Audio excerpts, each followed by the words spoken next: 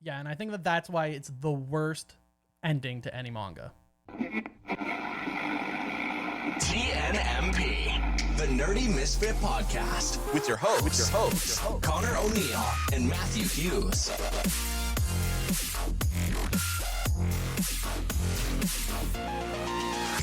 What is up, everybody, and welcome back to another episode of the Nerdy Misfit Podcast. Hello. Today is it's gonna be a day. We're talking about Jujutsu Kaisen. It's over. It's over. The manga. The anime's not. But the anime's manga not. is. Yeah. Well, we don't know what's gonna happen to it, but True. yeah. So we're gonna be talking about this bad boy, Jujutsu Kaisen. Last chapter came out as of recording this. It came out A couple weeks ago. September 30th, I believe, was the date. October, whatever that first October weekend was, the Sunday. And to be fair, we already knew it was coming, so we knew. Matt actually, we had a couple episodes. What was it? The episode in August, we mentioned that 5 weeks it was going to end. Yep. And Matt managed to crank out pretty much the whole thing up to this point. Yeah, so exactly. Yeah. we did create some notes, but I guess we'll dive right in. I think we should just start by going over the ending before we cover maybe our things we liked, etc. Just because that's the newest thing. That's the freshest, right? And that's what everyone's talking about at the moment. Everyone's talking about the ending. So, obviously, spoiler warning. Full spoiler warning ahead. If you don't want the manga spoiled, if you don't want to know what happens after season 2. If you're an anime-only watcher, this is not the place. We are going to be talking about the ending of the manga and deep diving into parts we liked, disliked about the entire series. So I guess, Matt, what did you think of the ending? Confusing, lackluster. Lackluster is a really good, let down. Yeah, I think when you've literally introduced your big bad in basically chapter 1. Yeah. And you have him slowly growing throughout the entirety of the manga, and then you finally have like the big fight where your main character is going against the main villain, and it just falls flat. I think some of it, like, I understand. I thought there were a lot of good fights in the final arc. I do think it maybe, and this could be from a week. I don't know how it felt for you, but reading it week by week, it did end up hitting almost at My Hero level of like, it did. Is this gonna end? Maybe it felt a little better.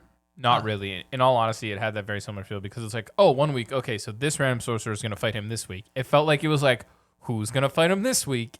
And then it was like, oh, cool. He's finally almost defeated. Just kidding. He's able to use his domain expansion again. Oh, wait, it's fine. It was like a war of attrition, war of just out getting his stamina. How long can we do it until he's like basically doesn't have anything left in the tank? Now, the actual ending chapter / I guess I would say 2 chapters because they kind of go together. Yeah. Were just so bad. It was just like... No, like bad in terms of it didn't wrap anything up. It also basically resurrected characters we thought were dead. For no reason. For no reason. And we just follow our main trio on just the most random, irrelevant task. Yeah. That we get introduced to a new sorcerer who doesn't matter because it's the end of the series. And the only thing that felt like Gege thought out was the ending on Sukuna's finger. Yeah. I think that was probably the ending what he pictured. Yeah.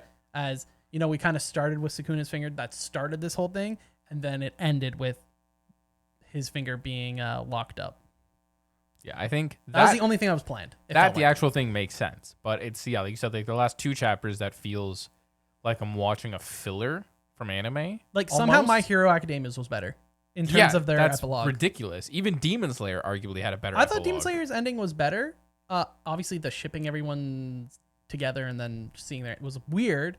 But the overall ending arc of Demon Slayer, although maybe a bit rushed, it felt fine for the series. I think if for the end of Jujutsu Kaisen, if we skip that little mini filler arc, I'm just going to call it filler arc. It felt like I was watching like it happens in a bunch of animes. It didn't really have an impact on the story. No impact. It felt irrelevant. Here's a bunch of characters that you're not going to care about. A, because it's the ending, but B, they're never going to get talked about ever again.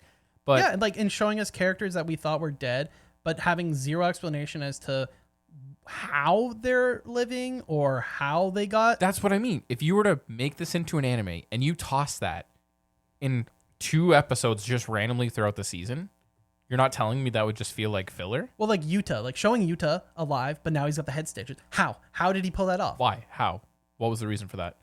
And like they kind of briefly go over it with and then they're like I think it's he's explaining how he ended up living, and then I think it's Maki who's just like, who cares? And it's accurate. It's almost accurate to how the audience feels because it doesn't matter. 100%. It makes no sense. I think before that, the actual ending was okay. It was fine. I think like it wasn't the best, but it wasn't the worst. I enjoyed the whole journey of like them actually going through like his memories and stuff like that. Like the main character being like, you know, like if you didn't care, like these are things that. But that also, in my opinion, left a lot of questions, which we'll get into. Oh, I agree. For as we get deeper in. I think it was a good start, and then it fell flat. What I actually think about, and it's funny because we actually did an episode on it recently, is the ending of this is, or even Jujutsu Kaisen as a whole, is episode 7 of Star Wars. We have a story that has a lot of hype moments. Episode 8, sorry. Has a lot of hype moments.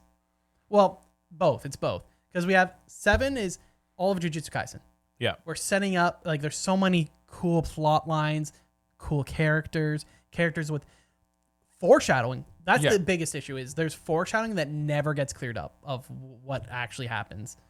And that's I think one of the biggest issues of Jujutsu Kaisen is so many paths, so many things we can dive into, whether it's flashbacks and in deep storytelling of a character. I think one of the biggest ones that was done dirty was obviously Sukuna himself. Yeah. We could have easily had a Gojo style backstory arc to learn more about him, how he became a cursed spear, why, I think, et cetera, et cetera. That's a big one, but my also biggest one is the fact that the Culling game felt like it took up a third of the manga. Like, well, it wasn't that, but it did. I know feel it wasn't long. that bad, but it felt long. But it's also like, is the Culling game done? There's for sure resolved. There's unanswered questions for sure. Yeah, I know you have a list here of literally just unanswered questions. I haven't read through it yet, but yeah, that's on there. I just think that it's basically episode 7 and 8 of Star Wars, where we have this one that introduced so many different characters that people like, that people want to learn about, want to follow, want to learn their backstories of. Then we go into episode 8, which is the ending of Jujutsu Kaisen, where it, unlike Star Wars, it doesn't even cut them off. Some of them doesn't even get cut off. We just pretend they no longer are there. Yep. And the story's done. Now, I will say, it did feel like Gege, and I did read some interviews where he did seem like he was just kind of just wanted it to end. And I don't know if that's what caused that. I don't know if that's he felt done with the series. I don't know if maybe the series didn't end up being exactly what he felt he wanted it to be, and that's why he was kind of, I'm done with it. I don't know if he feels like this was a good ending. And I don't know, maybe there's something else going on in the background we don't know about. And if that's the case, then, I'll take back a lot of the criticism I've made. But it's almost even more strange than the Demon Slayer ending. Where Demon Slayer, we knew there was something going on, I believe, with a family member. I think so. It was a bit rushed, but it was still decent. It still wrapped up everything. You could argue, obviously, we would have maybe liked to see more Hashira backgrounds. Yeah. But not necessary for the story. For the main characters, it wasn't necessary. Sukuna's backstory, like a lot of his past and backstory, is a little bizarre. I think throughout the Culling games and like into the last arc, you like build up Sukuna. You get to know his backstory just a little bit. Hint towards it. And you, as an audience member, you're like, I want to know more. Give me more of this. And nothing. And just nothing. You just, Yeah. It, I think Gege had, maybe this is just him as a writer. We'll see if he ends up writing another series and if it follows the same pattern. But it seems like he's someone who is really great at coming up with ideas and creating this world, but not fleshing out all those details and finishing them off. It's clear that obviously he didn't really have a real ending in mind. And I think I read an interview. I'm not going to quote it because I don't have it up here, but I think where he said, like, I don't know exactly how I'm going to end, but I'm just going to keep writing whatever chaos I want until then. So my big question for you, and this is all over the internet right now. So with the ending falling flat, does this make Jujutsu Kaisen a bad series? Does this make him a bad author? Now, I think people are over dramatizing the whole he's a bad author because we're like, oh, did you think about this? Then you're a better writer, or you're a better writer than Gek. And it's like, no, I don't think that makes me a better writer than him, considering he wrote it and you're here here talking about. You can nitpick almost any content that's made by any author, mangaka, etc. Something that is good about looking at it, not too many plot holes. Overly, no. Just a lot of unanswered questions. Any story, if you dive deep enough, you'll find plot holes. But for the most part, nothing too insane that's like earth-shattering in terms of plot or ruin. Ass pulls, yes, but that's pretty run of the mill for a shonen manga or stories in general where you're following a hero-level protagonist. I mean, we love One Piece. Yeah. There's definitely a good few ass pulls every now and then in One Piece all the time, and we still love it. Yeah. That's just more the style of writing for shonen, I think. Yeah. But I don't think he's necessarily a bad writer because he got all of us engrossed in his story. Yeah. Everyone was loving it. They loved the characters. They loved the world, the power system. They're just disappointed in the ending. And maybe he's just not a finisher. Exactly. And like when you told me that originally, like I even made it I made the direct comment that a lot of people like who read like Stephen King novels, they know Stephen King is terrible at writing endings. Like if you read some of his like best-selling books, the ending is usually bad. And people are still buying his books. And people are still buying it because, they enjoy it for the content and his the universe and the universe of the Dark Tower and everything he's created. Like, I don't think not being able to write a good ending makes it a bad. I think being able to write a good ending is a skill in itself. 100%. And it's a skill that not all authors have. Doesn't make you a bad author, but it does bring down the series as a whole. Yeah, I mean, people make the argument that the end of Naruto with the giant war is not good. But the giant war wasn't the last arc. That's true. I do, yeah. You could argue that the final part of Naruto is peak Naruto, watching Sasuke and Naruto fight. That is true, yeah. For me, if we were ranking it out of 10, I'm probably giving it like a 7 to 7.5. And that's not bad. For different reasons, I would give Demon Slayer the same grade. I think the world and the art, everything I really enjoyed in Jujutsu Kaisen more than, say, Demon Slayer. But I do think the Demon Slayer ending was overall better. But also the Demon Slayer story was so simple, so you weren't expecting a lot. And bring it down more. Whereas Jujutsu Kaisen, I thought the world was immensely better.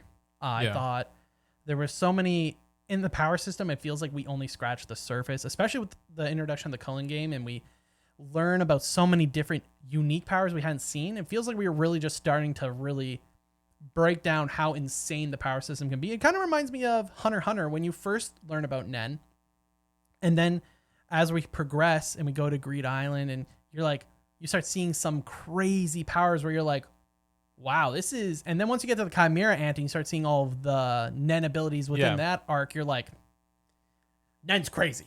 Yeah, and I think that's same thing here with Culling games. You're like, oh, these people are able to access and use this power this way and this way and this way. And then it's like, cool, now we're back to the main characters and we're moving on. Well, and then we get Yuji's domain, which I don't even know exactly what's going on there. I don't fully understand it. But yeah, I think for me, it does bring down the series. It probably, if it had a stronger ending, it probably is in the 8.5. And if it really nailed the ending, it could have been as high as 9. Like I'm talking, but that's talking probably covering some of Sukuna stuff. I think something else that probably would have been really nice to get is like Kenjaku, like not just having him kind of fall off. I think his death was very like lackluster as well. But let's dive into some unanswered questions / plotline. So I made this list. I did some research, and there's definitely probably more that I didn't find, but these are some big ones to start with. So Yuji's domain expansion. What is it? Why is it the way it was? And why was it so chill? Like it was more of a Takanojitsu level style domain expansion instead of this guaranteed hit that we've come to know in the entire series. Is it because maybe it was more of a simple domain within that kind of had its own reflection of a domain? I'm not sure. I think a lot of people were not the biggest fan of his domain in terms of it being the finishing kind of the big woo. Yeah. Yeah. It was kind of a letdown for beating him, but it would have been nice to get some explanation of how he came up with that domain, why it is the way it was. Yeah. And is that how, Was it specifically targeted to only Sukuna? Or is that just Yuji's domain? Is that how it would be if he was to use it on anyone? Yeah. Would he just be talking to someone? Is that how it works? So, big question mark on that one. We've got Sukuna's origin. How or why did he abandon his humanity to become the King of Curses? It does feel like we could have had a lot more backstory or even a mini arc going into this past. Like why he has the extra mouths, how he chose to get them, or how that occurred. Same with the arms. Like we know what they're for. They're for using curse tools. The mouths are for incantations. But how did those decisions? Is it he the one who developed those and mutated or decided that though? Or is that just how he was thought of to become the curse? So many questions about that. Yeah. Another thing is I wrote down here a potential explanation for him being a curse, which is curses in the JJK world were explained as the more something is feared, the greater that curse becomes. So were people and curses fearing Sukuna, which is what gave him that power? Maybe. We don't know. Why did he split into 20 cursed objects? How/why did Kenjaku help him do that? Yep. How did he and why did he, when did he already agree to be part of the culling game with Kenjaku? Because when the culling game starts, Yuji's already part of it. Yeah. Because Sukuna. At the time, it was because of Sukuna. Yeah. So, why, how, when? Would have been nice to see some of these interactions, even in like a mini little flashback. And another big one is, why did Angel call him the Fallen One? Was he part of Angel's group? Angel is a character we meet in the culling game. And there's obviously some history between Angel and Sukuna. And also being called the Fallen One, he does appear to have some kind of tattoo that could be representative of angel wings. Maybe some biblical reference as a fallen angel, if you will. Maybe he was part of this group that took down curses way back in the day, and maybe he betrayed them, took out the leader, etc. Who knows? Would have been nice to get a lot more. And this is like something that's introduced in the culling game, where you're like, oh, someone from the past that knows Sukuna and knows him before he was crazy. Before he was pure evil, I guess we could say.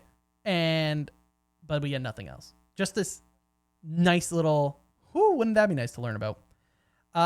This one was, another little one is Kenjaku, his backstory, his real body. What is it? Who is it? Is he a person? Is he actually human?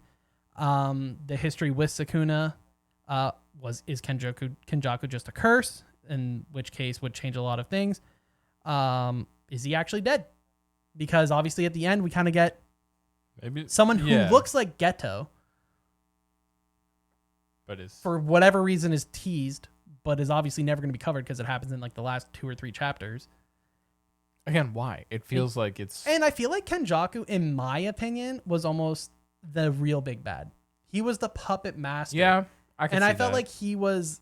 His death, and especially if you consider his plan of getting Yuji to be partnered with Sukuna this whole time, it's all part of his master plan.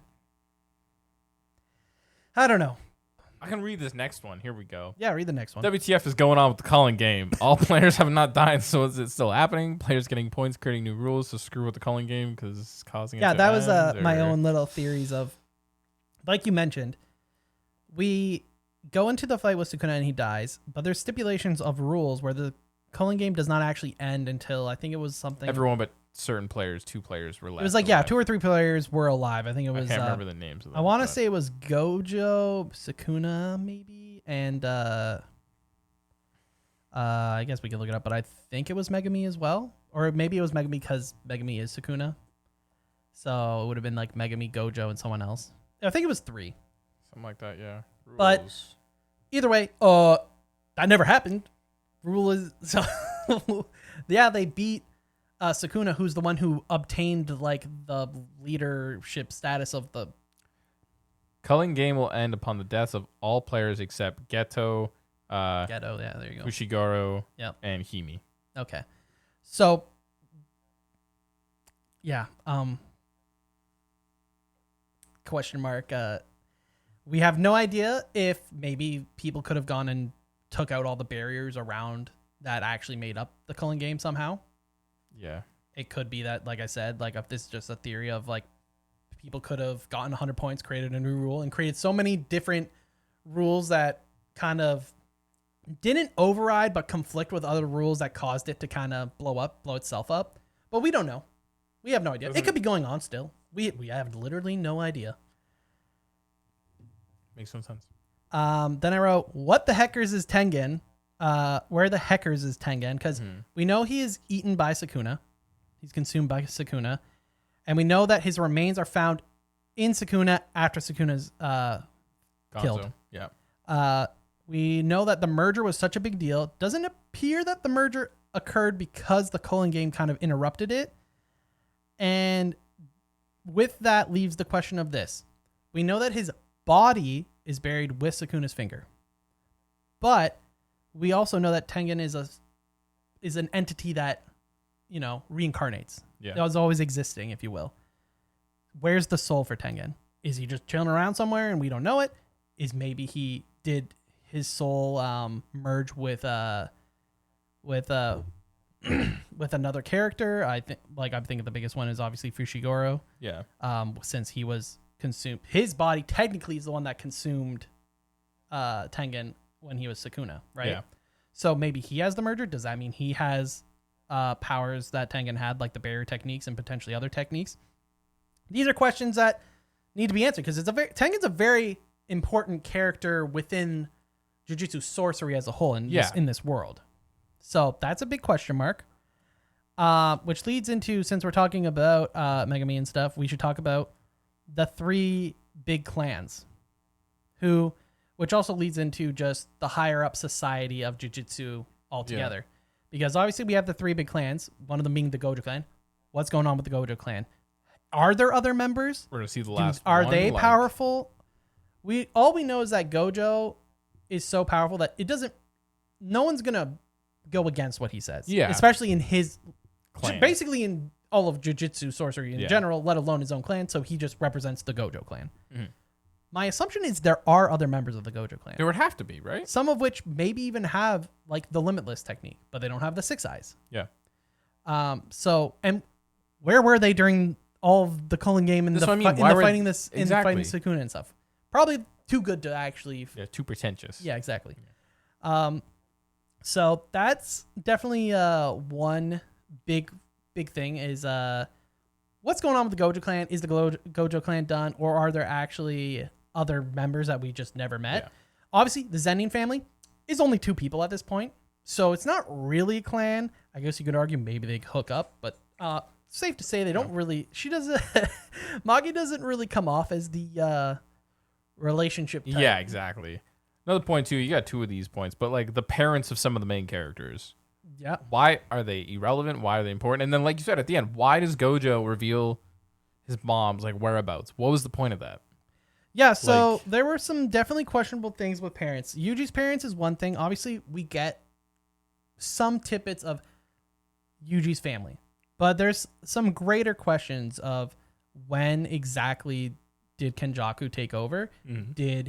When did his grandpa know? Did his dad know? How much does his dad know about Jujutsu in general? Or there's a lot of questions. We know that his mom's obviously dead. Where's his dad? Did his dad get killed? Did his dad just dip? Go off to nowhere land? Did Gojo just take parental guidance and be like, I'll take your kid for you? And that's a family member we knew of. These are family members we've at least seen / know about. Yeah. Where were they during Yuji's childhood? We don't know. Now we get this just random bombshell of I know where your mom is at for Nobara. We've never even covered that or talked about it before as a point she would care about. I feel like it's introducing a plot point for no reason. Yeah. It just feels like we've missed a volume. I don't know if it's just he couldn't think of something to put for her in Gojo's letter. Because his letter makes sense for Yuji, because he just said what he needed to say to Yuji. Obviously, Nobara was asleep, or resting, or healing, or whatever she was busy doing. Mm-hmm. And so he left something for her. But it feels like maybe Gege didn't know what he was going to say, so he just made this up, and now it's hello, what does that even mean? And then for Fushiguro, his made sense, because Gojo says, I would tell you about your dad. And then he tells him that he's dead. He smoked him. Yeah. Whoops. Which was kind of nice. And I don't think Megami actually ever really cared who his dad was at that point. Yeah. he kind of accepted who he was. Like accepted himself. who he was, but also he was totally like, he played it off like he didn't like Gojo or wasn't like, but he liked that there were people that cared about him. Yeah. Why would he care about some dad that wasn't there for him?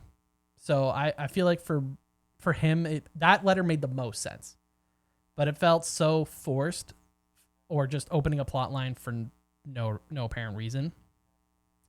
Another big question mark is, I think this was Arume, is the basically like Sukuna's, I don't even know what to call it, like disciple almost, or like master servant, like whatever the relationship. One, there was the question of why didn't they show up earlier in the series? Yep. Because they weren't like Angel, who spawned because of the cooling game. Mm-hmm. They just happened to show up at that point. So where were they earlier, and why weren't they there? Another reason is just similar to the Sukuna backstory. Why? Why are they so diehard with Sukuna? What's going on there? What's the relationship? How did this occur? I think the biggest one is also we see them die after Sukuna dies. Yeah. So did they have some sort of binding Connection, vow, or what's going on there? That's just, I don't think that one's as important, but it's just something else that hasn't been answered. Yeah. And then, like I said, the big clans, which leads into also what's going on with the higher up society, who's in charge of what. We get introduced to the new leader of the shadow technique, but that means nothing because they don't go into anything about it. So it feels like infinite amount of different, and the big thing is not all. I feel like for readers, we don't expect all of these to be answered, but some of them. But some of the big ones definitely. Yeah.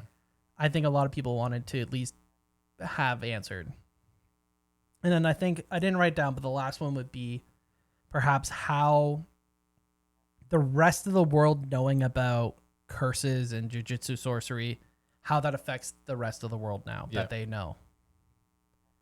That's probably the other big one, which that's a big task to handle. Overall, yeah, I mean, if that doesn't get answered, it's fine because like it's a story that sets place in Japan. I always thought that was kind of a strange thing that curses were only a Japan thing.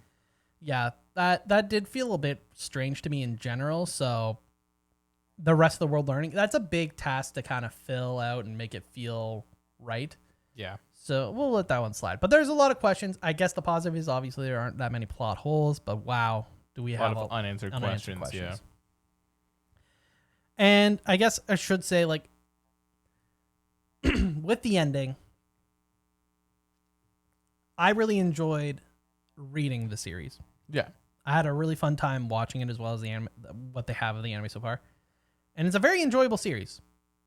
It just didn't stick the landing. Agreed. I think that's the simplest way.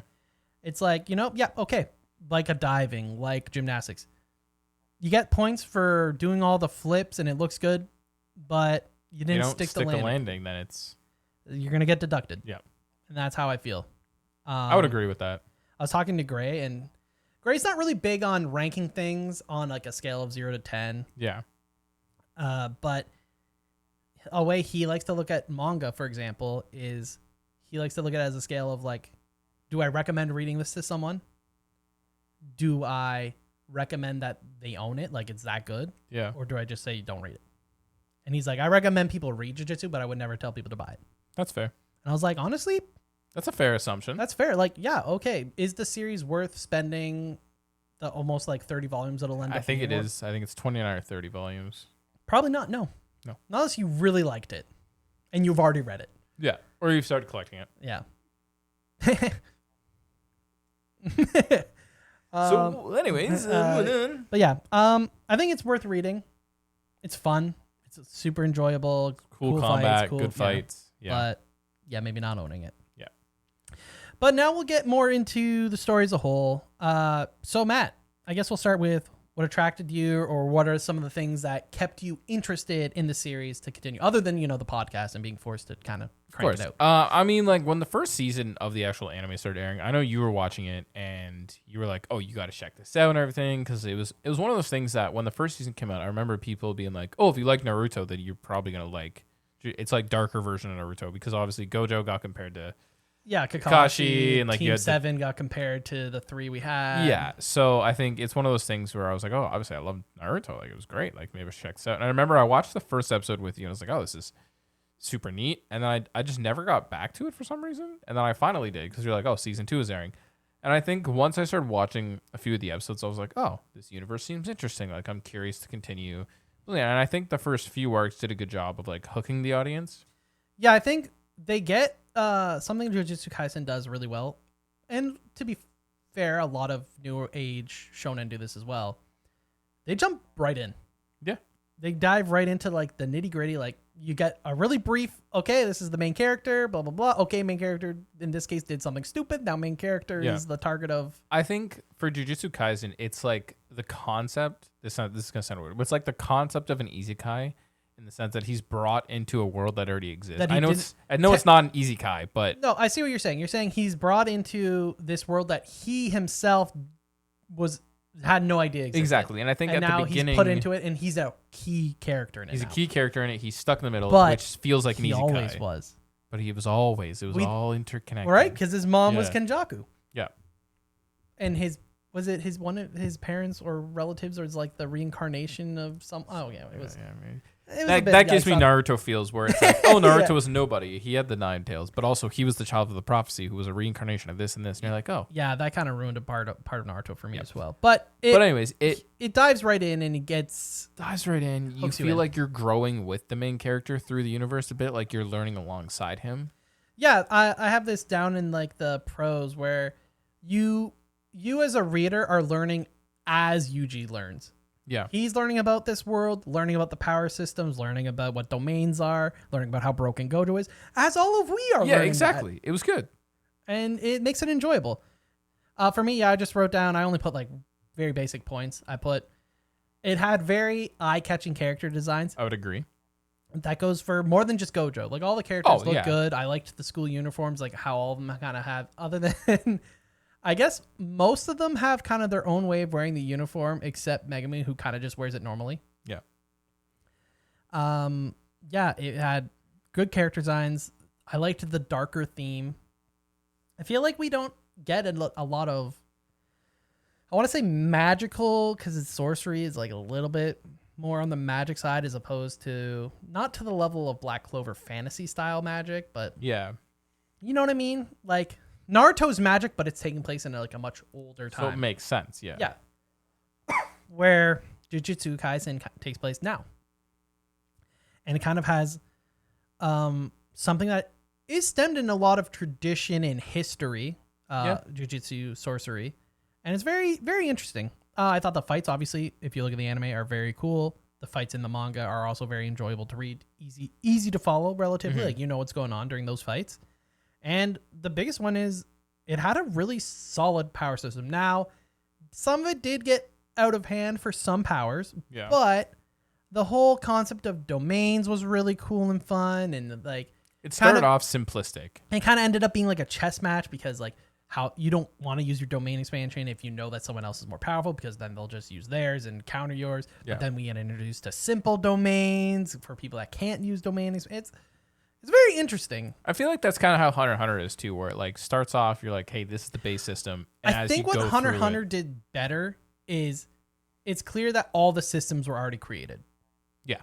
And when we start seeing the more insane powers, a lot of them already make sense because they're like, oh, I'm this Nen type and I do this. And you're like, okay, I can totally see how this worked its way out. Yeah. And then he cleverly puts in oh yeah, and the last type style of Nen is like you're a special class, which just covers his ass for anything that like if there is an ass pull, they're a special class, and he can kind of F around and do whatever Nen quotations ability he wants, because if it doesn't fit within his categorized versions of Nen, they're a specialty class. It was all, but it's all explained to us beforehand. Exactly. So when we see that, it doesn't feel like as big of an ass pull. Yeah, exactly. And I think that's one thing, Jujutsu Kaisen, although the power system was very interesting and a lot of powers were cool, we didn't get the best explanation of how everything worked as a whole. Yeah. I'm doing a lot of like Italian hand gestures. I'm very passionate. This is how it is, guys. I'm very passionate this episode. Do you want to go into? You've kind of talked about your cons already. When it comes to the overall series, you want to talk about your pros quick? Some pros. Not a slow burn. You get thrown right into the world of JJ Sorcery. Like I said, Yuji learns it as we learn it, which makes it a lot more digestible. Lots of fun, epic fights, violent. Cool characters with OP powers, always down for that. And I thought the world kept expanding and getting more and more interesting. And I just think the concept of curses was cool. The more something is feared, the stronger that curse gets. And obviously the big curses we end up fighting originally, we have like nature and we have humanity, like people scared of humans. And that ends up being one of the big bad curses for the first part of the story, right? Which was cool. And it makes sense. Yeah, people are scared of people, and it makes sense that would be a very powerful curse. And I like that that's how the villains of the story are created, like these entities. They're created by us, the fears of people. I really thought that was a really cool way of building them up and having certain ones. You can almost categorize them and be like, oh, I know that this curse is going to be more strong because of this. Yeah. Cons we've kind of went through. Mostly, if I was gonna say, I would just say Gege clearly had certain parts of the stories thought out, and didn't have much of how overall he was going to conclude a lot of characters, how he's going to tie up all these ends, and hence why he, I guess, just didn't. Yeah. That's the only thing. I just think there's too many loose ends, and I did think the ending was very blah. Like it wasn't. It's lackluster. It's hard to explain because if you haven't read, well, obviously, hopefully you have read it, and it's like having a mini story that absolutely wraps up nothing. It just feels like you may as well have just ended it on Sukuna losing. Yeah. Like, and then we killed Sukuna and we sealed his finger away. Here's the last finger and they all we'll lived get happily it. ever Yeah, after exactly. Like the it end. actually probably would have been better. I agree. Like somehow. Yep. And not be showing all these people that all of a sudden are alive and not going into explanation of why they're alive. If you just ended it right there, shown the finger, boom, done. That would have been better. Easy peasy. How about you, Matt? Pros of the series? I mean, I think the core group of characters are interesting and they continue to have like growth throughout the entire series. I think at the beginning of the series, it was like, okay, these are your core 4 characters. Here's your core bad guys for now. And then like even the new supporting cast at the beginning were like, oh, this is a different type of like curse technique, or like you saw different ways people were using their abilities. I think this is an odd pro, but like I was kind of happy Gojo wasn't in it for a bit. No, I think everyone was. Well, especially Gege. He's a Gojo hater. Not surprised. Well, I think when you create like your All Might, basically, when you create like your one better punch than man, All Might. He wasn't sick. That's true. But I'm saying like if you create your OP character that basically can't be defeated, then there's no risk in your story, basically, I find. There were fun parts of having him though. Oh, I agree. Right? It was nice to see a character where this is the peak. Yeah. Of the current Jujutsu sorcery. I thought that was cool, don't get me wrong. And I like that. But also, that's what made Shibuya so awesome. Yeah. Was seeing Gojo get sealed, and you're like, oh, they strong attack. Yeah. No, I definitely think that's definitely a great thing. I mean, I say it right here, but like happy that it happened now that you killed off so many characters and they didn't necessarily come back per se, but then they did. A lot of them did. Yeah. And then I think for me, like I have it here where I was like, I had this like the sub worry that characters wouldn't stay dead because coming off of like another big series of My Hero Academia ending and like just nobody died in My Hero. I was like, yeah, pretty much no one dies in My Hero. I think obviously like Nanami does stay dead and that death was pretty impactful. Yeah. He's a fan favorite character. I do think Nabara, everyone knew was coming back. She was never explicitly really shown as dead. Yeah. And it was heavily foreshadowed that her power was going to be troublesome for Sukuna. Like he says it himself that he's like, oh, she's going to be a troubling one for me or something along those lines. And I think that similar to Gojo, that's why she was written out of the story for a good chunk. That makes sense. Because her power could be the solution to so many things that they end up occurring. Yeah. Some of the cons, I think we talked about this last time we were actually chatting off camera, was the calling game of introducing these, like, I call them like one-off bosses. They're like the fight of like the big bad of the week, or if you will. Yeah, exactly. You're like, oh, what two random kind of like people... the beginning of Bleach, where they're just like, he's just fighting a hollow. What's the hollow of the week we're fighting? Yeah, and you're like, okay, let's move on. But some of them stay, and they have some that's what I mean. insane I think powers. some of them, like the judge character, one of my favorites from the calling game. Like, I thought that was cool, but like also some of my least favorite characters from But also, there, he too. should have been dead. Also true. There was a good chunk of calling game characters that both introduced like good powers, but maybe were the manga writer guy was interesting. Yeah. Did he play a big role? He played an okay role, I guess. Then you had this one was, I think, hit or miss for some people. Some people really liked him, and some people, And that was Takaba or whatever his name is, the guy that did the jokes. Oh yeah, the comedian character. Which his power seemed overly broken. Like once he was in his domain, it almost too broken. And I really didn't enjoy that fight personally. Yeah. With Kenjaku. Mm-hmm. Then there were definitely some that were like less good. I think there was Haba that was introduced. Hagain Daido, and these are probably the ones that you're more eclipsing to their one-offs. But the thing where some of them weren't just new sorcerers, some of them were historic sorcerers that were like waiting for this moment to come back.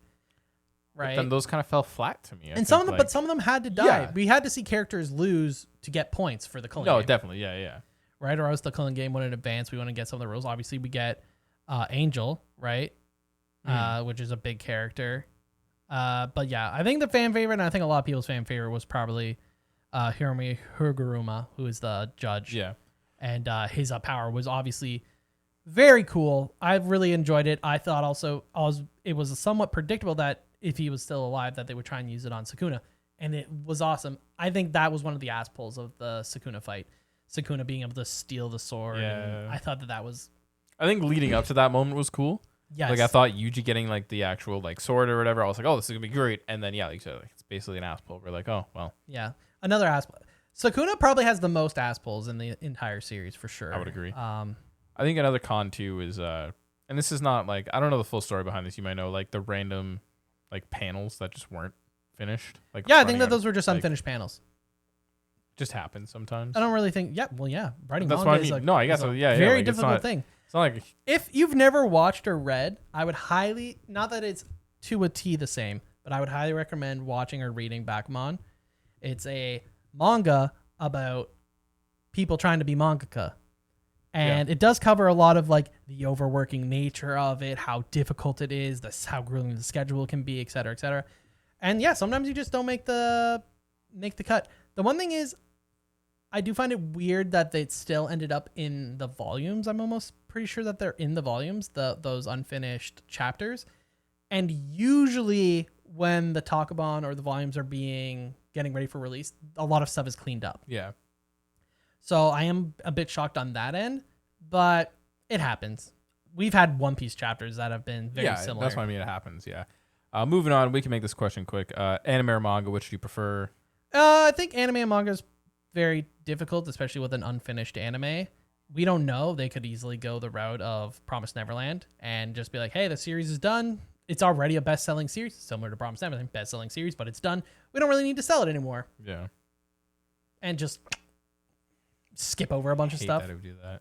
However, I would like maybe they do an anime original ending and improve stuff. Maybe that would be nice. Also, I know people love JJK similar to how they love Demon Slayer, and it's like hyped to the max. Mm-hmm. I do think that people overlooked a lot of issues with season 2's animation.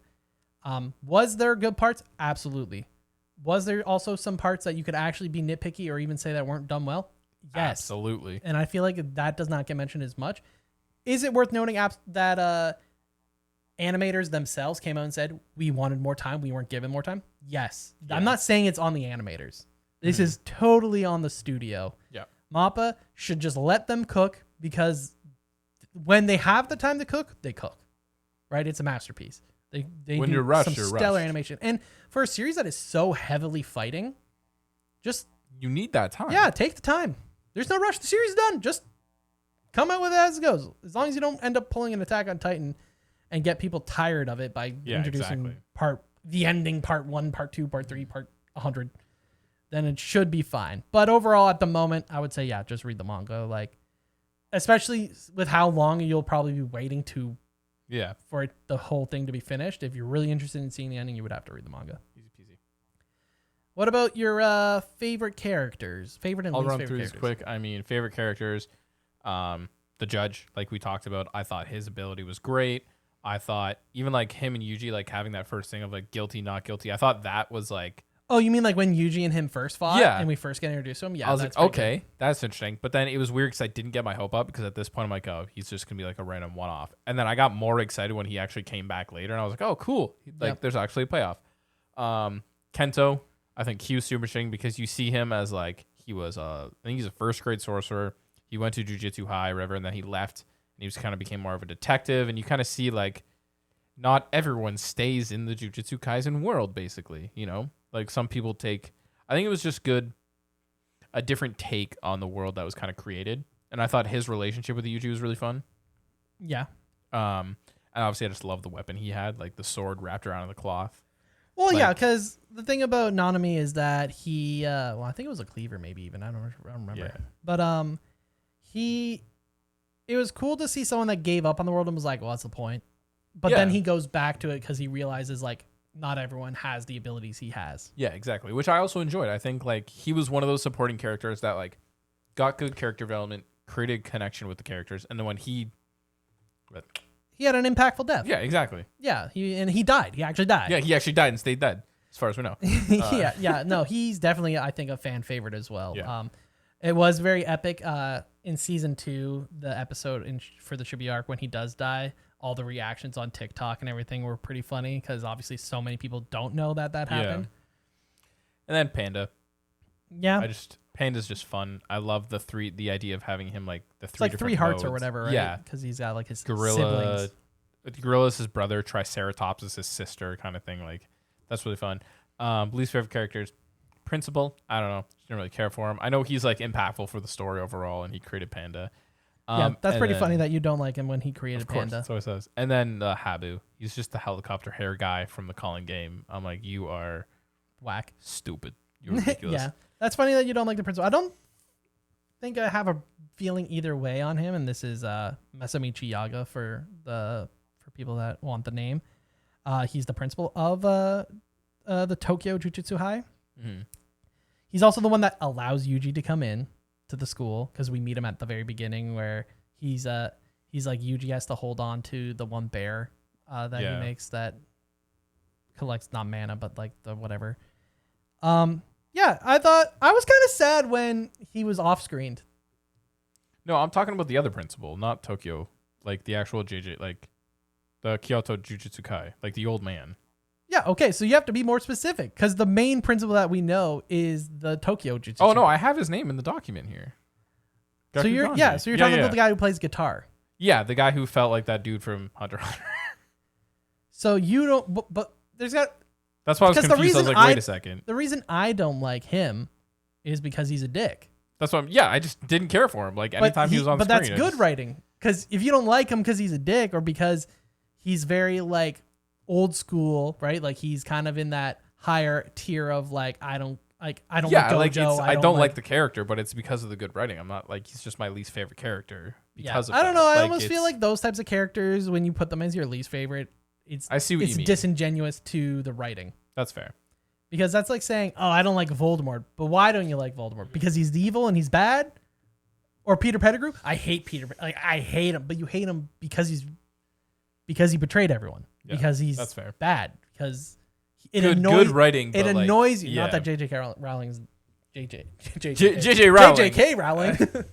That she's the best writer, but like that emotion that you feel is because it was written. That part was written well enough for you to be like, he gets that emotion. Yeah, no, that's fair. 100% agree. For me, I'm pretty basic. I think Gojo was fucking epic. He was. Can't argue with that. I feel like he's a lot of people's fan favorites. Not the authors, but he just looked badass. The blue eyes with the white hair looked great. Crazy powers. I thought Toto was also hilarious. I thought both his power, both in name, in the way it was used, was both epic and hilarious as well. Mm-hmm. Obviously, like, and even when you think, nope, he can't use his power anymore, he always ends up coming back and being able, there's some reason that he can use his power, and it's just absolutely fantastic. His personality also is really funny. Probably the funniest character, I think, in the series. I think Gojo has a lot of good moments, but I think Toto is probably the funniest. And I just love his relationship with Yuji, and this goes for Gojo as well. I think that's really one of the strong suits of the series is how many characters have actually end up having a very good relationship with Yuji, the main character, or how they develop that relationship with the main character. Least favorite character is tougher, I would say. If I had to, put it on someone,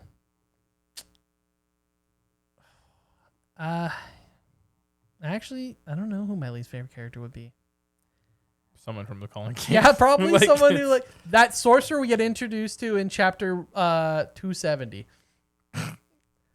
The one that makes irrelevant character. The one that makes the boyfriend's face all bubbled up. Yeah. That's the guy. The guy that was mad because the girl couldn't remember him that he bought her that purse. That's the guy that I dislike the most. Why do you exist? Irrelevant. What about your favorite arc? I mean, like, I think just like the Goodwill event arc is fun. I think getting introduced to, like, I say the calm before the storm, I think is the best way to put it, because that's when you fully get like more. You get to see the abilities of other members that we've been like introduced. So like when you have the character that just goes like salmon, and he's like just like like you meet the upperclassmen of our main and you characters, get to see their. But abilities. then you also meet your boy, your principal from Kyoto, and we see all of the powers of all the students from that school. Yeah, and then is it Mekamaru? Yep. Yeah, I think. Like seeing him and like the fight between him and Panda, like reading that, I'm like, oh, this is great. Like, it was a good arc. Like that, I think. But to be fair, I think most of the arcs are good. Yeah, I don't think like. I have my own hiccups with Calling Games, which we've been.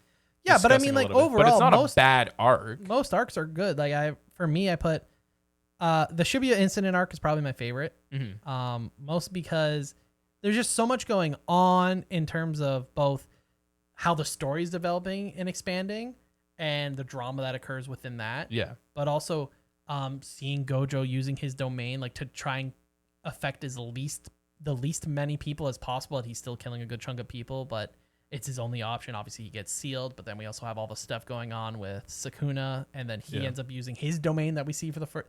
There's so much going on. It's such an epic arc. Gojo's past arc I really enjoyed. Yep. I almost, like I mentioned, it would have been nice to get that for other characters within the story. Kenjaku, Sukuna, like it would have been cool to see that style for other characters. And it was also nice to see that like Gojo, like although full of himself when we meet him, he was actually more arrogant as a kid. Yeah. Which caused him to become the arrogant piece of shit we know now. Like he had to basically die for him to be like, oh, now I'm unkillable. Yeah. Even though we know that's not true, but for the most part, he was unkillable. I also wrote down that I enjoyed most of the Shinjuku showdown. Mm-hmm. I thought, in my opinion, the Gojo versus Sukuna fight is like peak Jujutsu Kaisen. Yeah. It's just the later half after Gojo dies is when it starts to slowly fall off, more because more and more BS is introduced, more asspulls are like we saw it. Like Sukuna almost feels like he's dead to rights when he's in the domain for being judged, and he pulls an ass pull. Another thing that I didn't like about that arc was you mentioned it, where basically it just feels like one at a time is kind of going in, and it's like, okay, this character does something, okay, now this character is doing something, now this, and until he's basically hopefully weak enough and hasn't replenished yet. But the one thing I really didn't like was we see Yuta, and a lot of people predicted this, go into Gojo's body. Yeah. but you can take that whole section of that part of the arc out and it changes nothing. There is literally no purpose for him actually going into Gojo's body. It was just for the hype of the end of the chapter. Exactly. It's for the hype. There was actually no point in that. No. And that is a bit it would have been nice to see something come out of that. If he could have accomplished something that really pushed Sukuna in terms of, oh, we can now beat him because of this. Yeah. Which isn't the case. I thought that was a really disappointing part of that arc.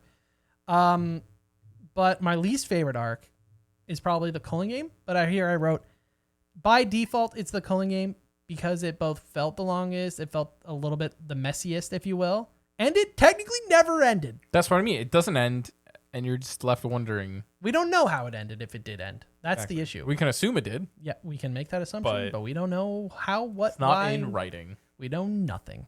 And so I put by default, this is kind of, there was no real conclusion to the arc, and not even in like the very, very tiny epilogue do we even get a mention of it or how it got closed.